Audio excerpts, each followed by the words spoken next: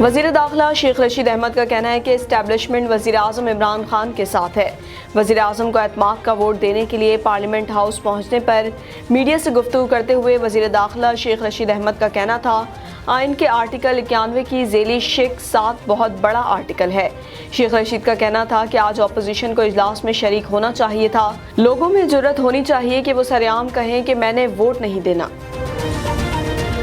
91 का 7 जो है बहुत बड़ा आर्टिकल है और अपोजिशन को इसमें शरीक होना चाहिए था। और ये तो एक लोगों में जुर्रत होनी चाहिए, अगर किसी ने वोट नहीं देना तो सरेआम कह के भी मैंने नहीं देना, और अपोजिशन को आना चाहिए था। आज बड़ा दिन है और इंशाअल्लाह ताला इमरान खान जो है वो एक नई सियासी ज़िंदगी का आगाज़ करेगा आज की जीत के बाद।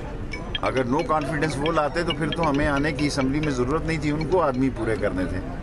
आज हमने कॉन्फिडेंस ले रहे हैं तो इसे हमें पूरे करने, लेकिन वो आते तो बहुत अच्छा हो। न्यूट्रल थी, क्यों नहीं न्यूट्रल थी, इस्टेब्लिशमेंट न्यूट्रल थी, लोगों ने वोट देना था। और ज़ाहिर है अब अपोजिशन स्पीकर जाएगी पंजाब की तरफ और लॉन्ग मार्च की तरफ, कोई बात नहीं।